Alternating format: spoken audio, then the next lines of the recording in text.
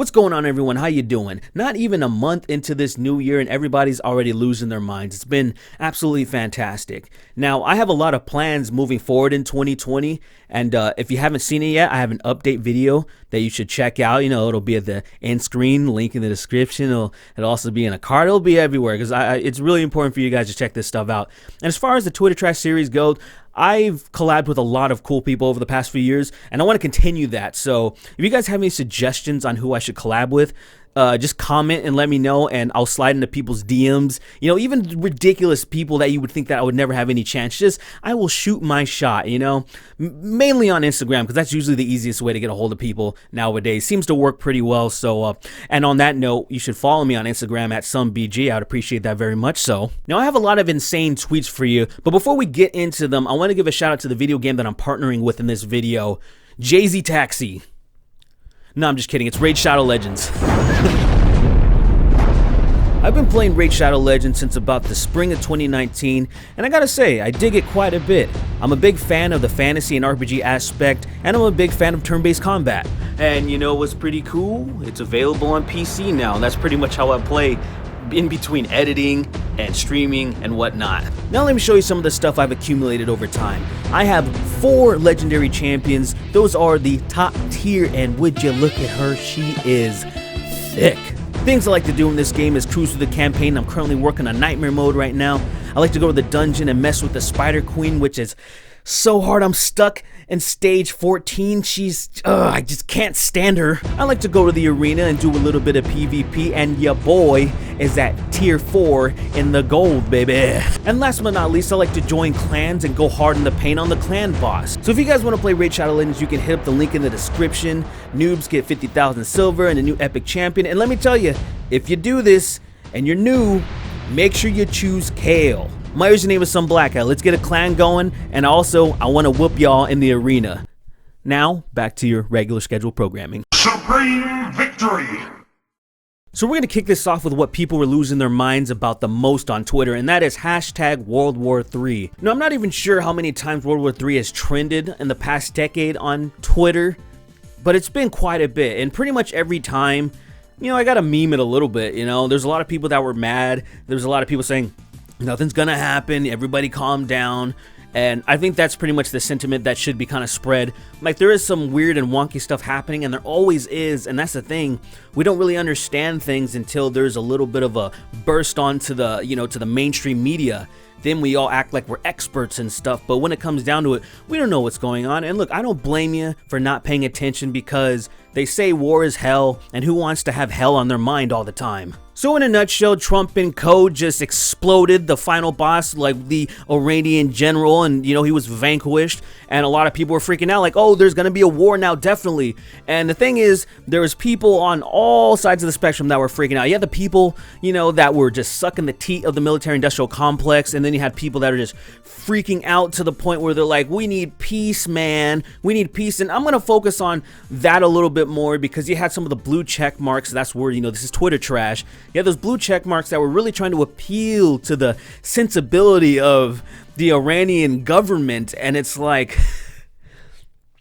you guys hate Trump so much that you're willing to try to be buddies with people who are down with Sharia law, with people who love to oppress women, who love to kill gays, you know. I mean, I don't know how good this this new dude is, this Hassan. I don't even know how to say his last name. I'm not even going to try. It's not like it's complicated. I just don't really know him. But I'm very aware of the previous dude, Ahmadinejad. And I just remember him giving a speech and saying, hey, we don't have any gays in Iran. And I'm sure dude now probably believes the same thing. I imagine, you know, they still have alcohol prohibition. Everything's still kind of shitty and oppressive over there. It's just like, it's sad, really. As you guys should know by now, I am no fan of the military-industrial complex. I am no fan of presidents constantly pushing it on. I mean, you see tweets that are coming out of Trump being a hypocrite, saying, oh, you know, criticizing Obama. And I'm just like, yeah, same old song and dance. I remember when Obama bursted onto the scene and he was like, hey, if we're still over there by the time I'm president, it's going to be the first thing I do. You can take that to the bank. I will promise you this, that if we have not gotten our troops out by the time I am president, it is the first thing I will do. I will get our troops home. We will bring an end to this war. You can take that to the bank.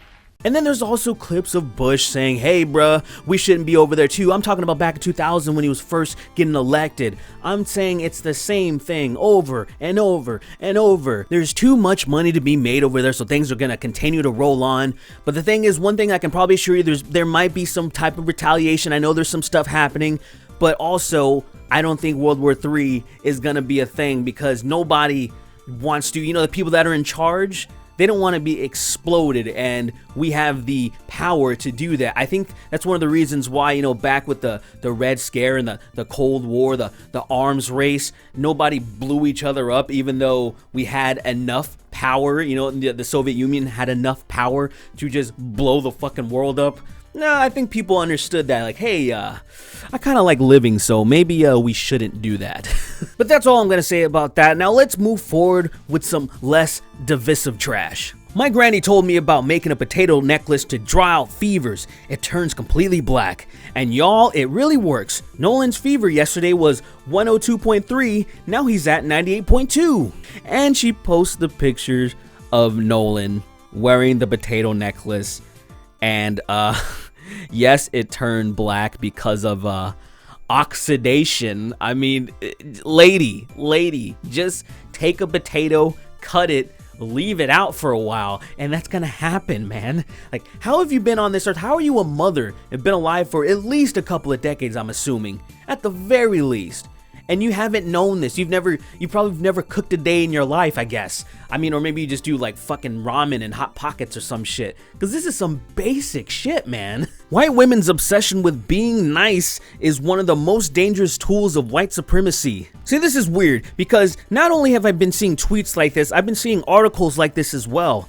It's like, I don't know if you guys remember, I think it might have been last year or 2 years ago, there was a lot of people saying that, hey, civility is a tool for white supremacy. Basically, being nice, being civil gives Nazis a pass or something. The way that they want to treat people that they disagree with is with hostility, which never works. So many people have renounced their racism simply by having conversations with them, not isolating them and treating them like absolute human garbage. Now, obviously, there's some crazy people that you're not going to attempt stuff like that, but there's some other people that you can just say they're ignorant, they've been taught differently, and then you can just treat them a little bit differently and show them that, hey, what you believe is really stupid.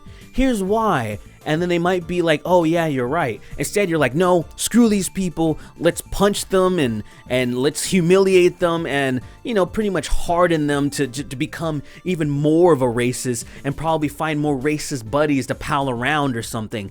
Not the best way to go. Real quick, I just wanted to point this out. Apparently, Antonio Brown wants to box Logan Paul.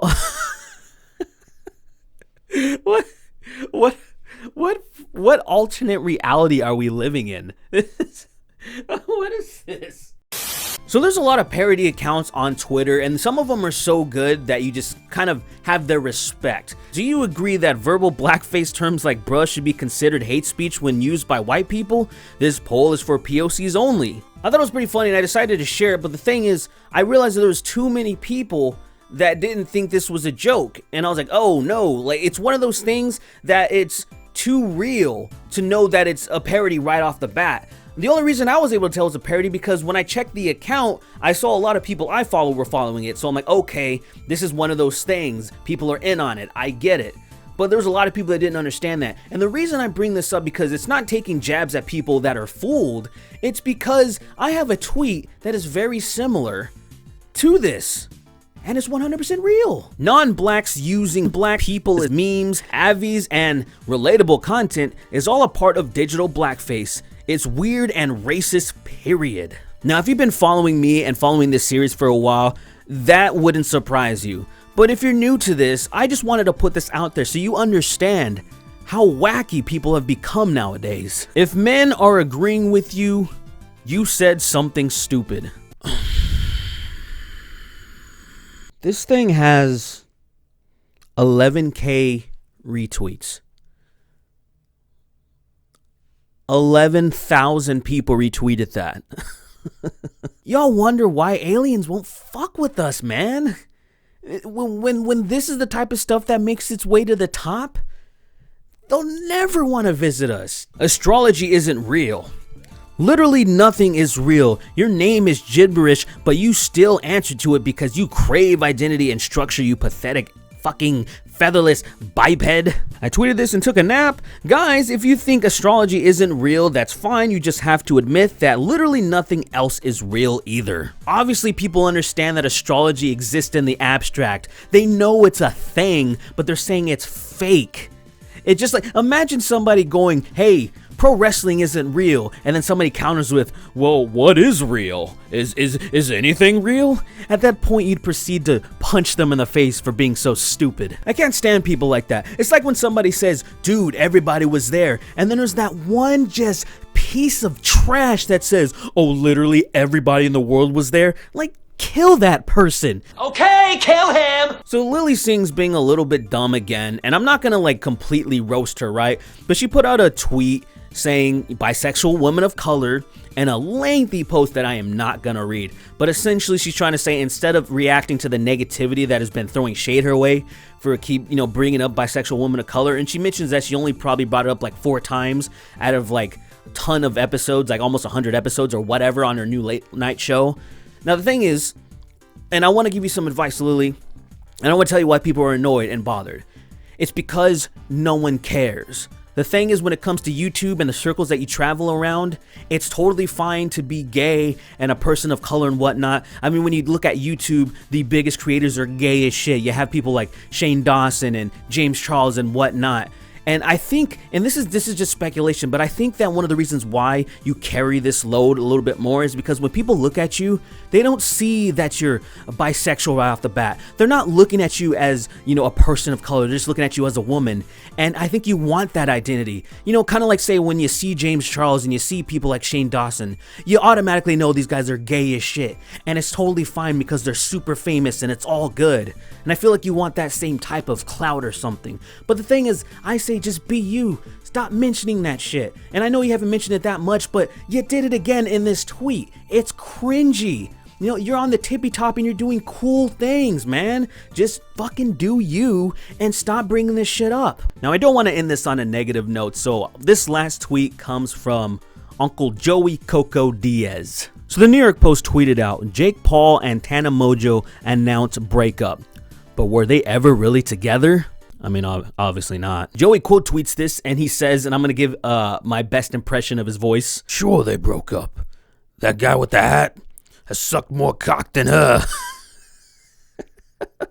The best thing about this is that he has absolutely no idea who they are. Let me tell you something, Joe Rogan. Let me tell you something, Lee Syatt. Let me tell you something, Kate Quigley. Tremendous cocksucker. I love you, Joey. Would love to be on your podcast someday. But that's all the tweets I have for you today, ladies and gentlemen. Thank you so much for watching. Make sure you hit that like button. I'd appreciate that very much so. Y'all have a wonderful day, night, wherever you are. And I will see ya in the next video.